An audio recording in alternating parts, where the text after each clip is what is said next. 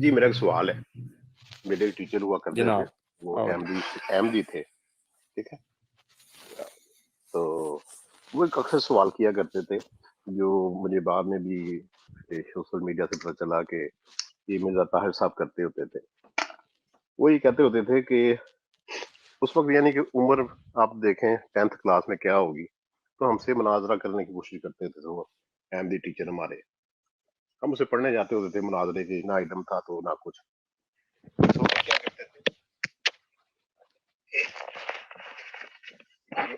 طاہر صاحب کہتے ہیں کہ جس آدمی کو شیر کھا گیا اس کو عذاب قبر کیسے ہوگا.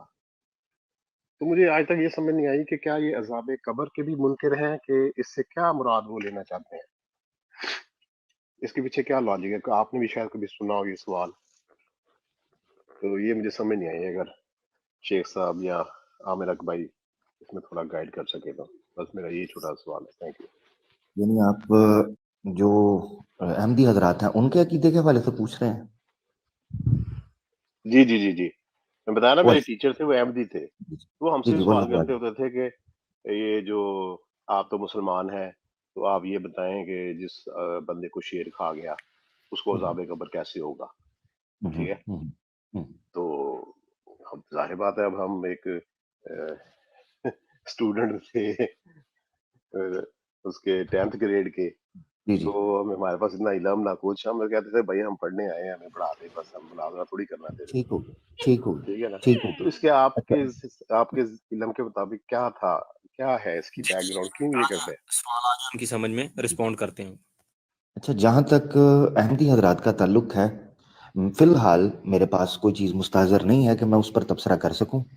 البتہ یہ چیز سمجھنے کی ہے, کیونکہ سوال ایک آتا ہے اکثر کہ عذاب قبر کے حوالے سے. اب عذاب قبر جو ہے یہ ایک ورڈ تعبیراً یا تعمیم کے طور پر یوز ہوا ہے. تعمیم کا جنرک سٹیٹمنٹ ہے, یعنی عمومی طور پر مردے جو ہیں ان کو قبر نصیب ہوتی ہے عمومی طور پر, اور ایک بڑی تعداد ہے جو دفناتی ہے. یعنی اس وقت پوری دنیا کے اندر عملی طور پر وہ تعداد کم ہے جو جلانے کا کام کرتی ہے. تو وہ تعمیم کے طور پر ایک جنرک سٹیٹمنٹ دی گئی ہے. اصل مقصد یہ تھا کہ جو عالم برزخ ہے, یعنی اس وقت عالم دنیا میں ہیں ہم, اور ایک ہے عالم آخرت, کہ جب قیامت کے بعد ہمیں دوبارہ زندہ کیا جائے گا, جس کا ذکر قرآن کے اندر ملتا ہے. اس کے بیچ میں ایک عالم ہے جس کو عالم برزخ بولتے ہیں. اس برزخ کی کیفیت کو ایکسپلین کرنے کے لیے ایک جینرک ٹرم یوز کی گئی جس کو قبر سے تعبیر کیا جاتا ہے. قبر, قرآن میں اس کو اجداس بولا گیا ہے. اجداس کا مطلب ہے آخری آرام گاہ, سمجھ لیں آپ, جدھر وہ چیزیں رک گئیں.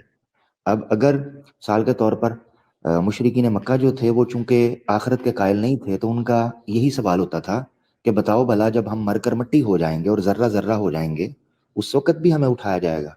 تو اللہ تعالیٰ نے کہا بلا قادرین علی ان نسوی بنانا, تم یہ کہتے ہو تمہیں کیسے اکٹھا کرے گا, بلکہ وہ تو قادر ہے اس پر کہ تمہارے پور پور تک کو ٹھیک کر دے.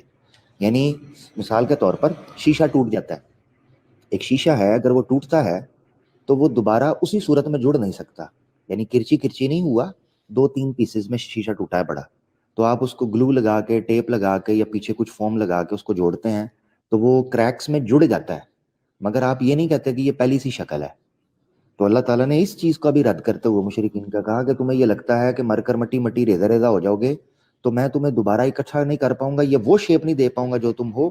بلا قادرین علی ان نسوی بنانا, میں تو اس چیز پر بھی قادر ہوں کہ تمہارے پور پور کو اکٹھا کر دوں.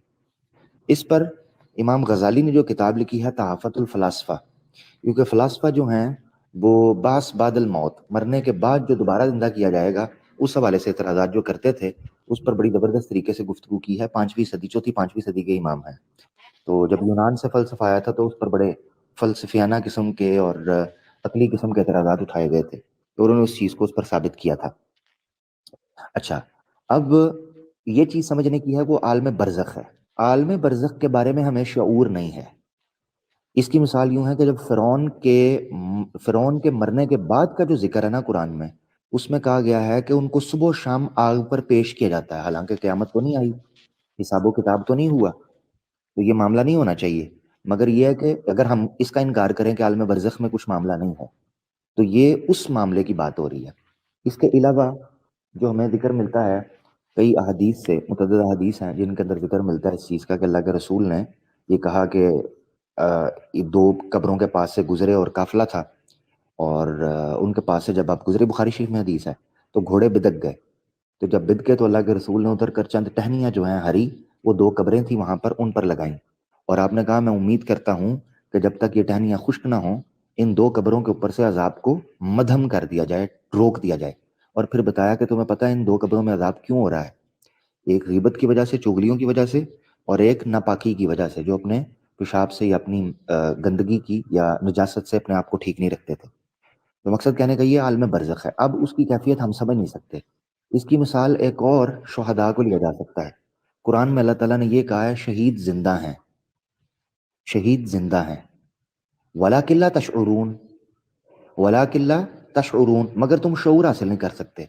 اب عالم برزخ چونکہ اس 3 ڈائمینشنل ورلڈ سے باہر کی کیفیت ہے، اسی لیے انسانی شعور، عقل اس کا احاطہ یا اس کا ادراک یا اس کا کما حقہ فہم حاصل نہیں کر سکتی. مگر یہ چیز کہ اس چیز کا کما حقہ فہم نہیں ہو سکتا، انکار کرنے پر ضروری نہیں ہے. ورنہ نعوذ باللہ نعوذ باللہ ہمیں بہت سی ایسی چیزوں کا انکار کرنا پڑے گا جو چیزیں ہمارے شعور میں یا ہماری عقل کے اندر نہیں آتی، جبکہ وہ ایگزسٹ کرتی ہیں، اور سائنٹیفکلی ان کو تسلیم کیا جاتا ہے کہ وہ چیزیں ایگزسٹ کرتی ہیں. مثال کے طور پر ٹائم کو 4th ڈائمینشن مانا جاتا ہے.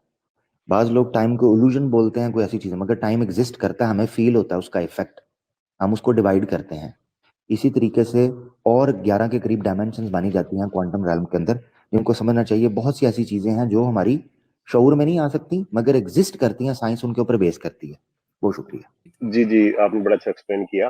یہ سوال میں نے ڈاکٹر ہولی اسپرٹ سے بھی کیا تھا، تو انہوں نے مجھے بہت زبردست طریقے سے وہ سمجھا دیا تھا ڈی این اے والا جو کانسیپٹ ہے نا. تو وہ بتا رہے تھے کہ جس کی یعنی کہ باڈی جلا بھی دی جائے، جو میرے لیے بالکل نیو تھا، وہ واقعی ایک دم جو ہے نا اللہ پہ جو ہے سوال اصل میں طارق بھائی اگر کوئی ضمنی سوال ہو تو یہ تو کامنٹس آپ کر رہے ہیں نا اس چیز کے اوپر. جزاک اللہ. اوکے جی جزاک اللہ طارق صاحب، بہت شکریہ. جو بھائی نے بات کی ہے نا، اس پر حدیث موجود ہے. رسول پاک صلی اللہ علیہ وسلم نے فرمایا کہ انسان جو ہے نا وہ ایک جسے بولتے ہیں، کیا اس کے لیے ورڈ یوز ہوتا ہے، زیب ورڈ یوز ہوتا ہے، جس کو ٹیل بون کی طرح ایک چیز ہوتی ہے، جس طرح کوکیکس جس کو بولا جاتا ہے، یعنی ہیومن سپائن کا جہاں پر وہاں ایک چونچ، اس کو حبہ خردل کی طرح بولتے ہیں، مسٹرڈ سیڈ کی طرح. تو حدیث میں اس کا بھی ذکر ملتا ہے. اس پر میں نے ویڈیو بنائی تھی. جو اعتراض اٹھایا جاتا ہے کہ کیا یہ چیز بچ جاتی ہے، مگر ڈی این اے کی بیس کے اوپر ریپلیکاز کریٹ کرتے ہیں، کاربن کاپیز جو بنائی جا رہی ہیں، جو کیا اسے کلوننگ بولا جاتا ہے، یہ آج کل سائنس اس کے اوپر کام کر رہی ہے. اللہ تو قادر ہے. جی